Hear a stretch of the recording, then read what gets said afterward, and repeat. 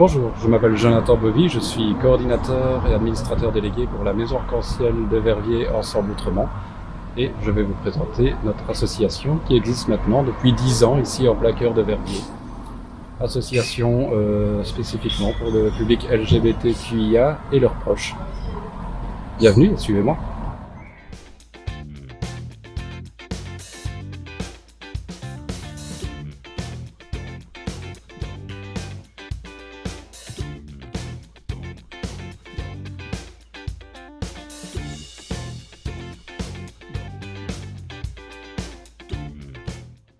La Maison Arc-en-Ciel de Verviers Ensemble Autrement, c'est un service social et un espace de convivialité pour les personnes LGBTQIA et leurs proches. LGBTQIA, donc on travaille avec tout le public lesbien, gay, bisexuel, transgenre, queer, intersexe et autres, asexuels à genre, donc ainsi qu'avec tous les proches qui gravitent. Donc service social, nous sommes une équipe de 5 travailleurs, travailleuses, éducateurs, éducatrices, assistants sociaux.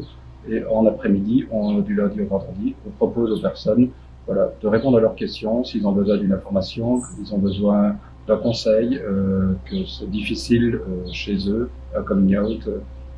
Donc on peut recevoir les personnes en entretien individuel. On mène aussi pas mal d'activités collectives, des groupes de parole, que ce soit pour les proches de personnes trans. On accueille aussi des associations comme Face à toi-même, qui est une association de personnes concernées, trans et proches. Je m'appelle Sacha, je suis éducateur à la Maison Arc-en-Ciel et je travaille pour le service social du coup de la Maison Arc-en-Ciel. La plus grosse partie de mon travail, c'est de travailler avec les personnes trans et de travailler autour des formations et des sensibilisations. Donc avec les personnes trans, on va surtout travailler le vécu qu'ils ont eu, le fait de pouvoir décharger les choses qui sont peut-être un peu négatives dans leur quotidien, et aussi de pouvoir avoir des informations de qualité, que ce soit sur les effets des hormones, sur comment en faire toute une série de procédures administratives, le nom de certains professionnels, ce genre de choses. Au niveau des sensibilisations et des formations, on a des formations pour les professionnels de tout secteur, surtout de la santé et du social. Et alors avec eux, on va vraiment parler des notions de sexe, de genre, de sexualité, les concepts qui sont spécifiques aux minorités et les impacts que ça peut avoir sur la santé mentale de ces minorités. Et aussi, on va parler de leur réalité de terrain et de ce qui est adaptable aussi dans leur pratique quotidienne au niveau des bonnes pratiques. Et alors pour les sensibilisations, c'est surtout vers la troisième, quatrième secondaire, jusque dans le supérieur, dans des classes d'éducateurs ou d'assistants sociaux principalement. Et là, on va essayer vraiment d'avoir un échange autour des stéréotypes liés au genre, à la sexualité, aux discriminations, aux préjugés. Et l'idée, c'est vraiment de les sensibiliser pour le coup aux différences de genre et de sexualité. Bonjour, je suis Daniel, je suis membre de la MAC depuis maintenant plus ou moins 3 ans et je suis venu renforcer l'équipe sociale. Il faut savoir qu'à la MAC Verviers, il y a près de 65-70% de personnes qui sont des demandeuses de protection internationale, donc qui viennent d'un peu partout dans le monde. Et comme vous savez probablement, les situations partout dans le monde ne sont pas comme ici en Belgique. Il y a des situations même où la peine de mort attend les personnes qui font partie de la communauté LGBT et qui arrivent donc ici pour introduire une demande de protection internationale, comme je l'ai dit, et qui doivent donc se présenter devant l'Office des étrangers et devant le Commissariat général aux réfugiés et apatrides. Donc avec deux de mes collègues, Vinciane et Antoine, nous recevons ces personnes et nous tentons de préparer au mieux cette interview qui a lieu après quelques mois de présence en Belgique. Et pour ce faire, nous partons généralement d'une ligne du temps pour essayer de reconstituer un petit peu l'historique et tout ce qui a été vécu par ces personnes qui sont c'est généralement empreint de beaucoup de souffrance et beaucoup de violence.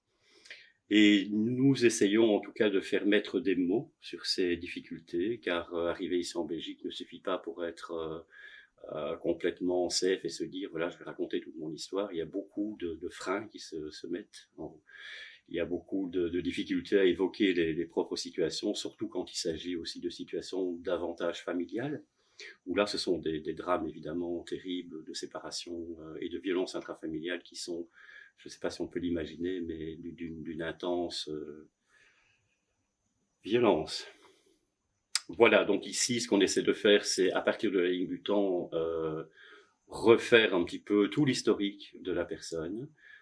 Et on tente aussi de la préparer aussi possible que faire se peut à la rencontre avec l'intervieweur au niveau du CGRA, donc c'est-à-dire être sûr de soi, savoir ce que l'on dit, avoir travaillé donc avec l'équipe de la MAC, l'ensemble des événements qui se sont produits et pouvoir faire part à l'autre de cette souffrance qui a été vécue.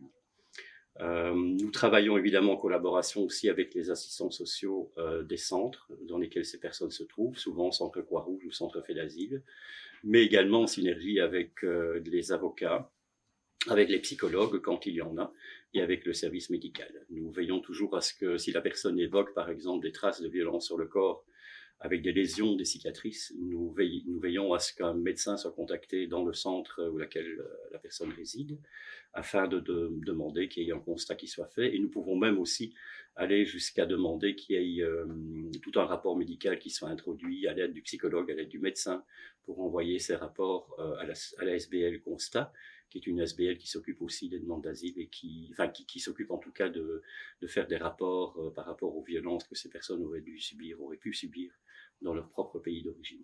Et il nous est semblé particulièrement intéressant aussi de créer ce qu'on appelle un groupe de parole, parce que le soutien par les pairs est quelque chose qui nous paraît tout à fait fondamental.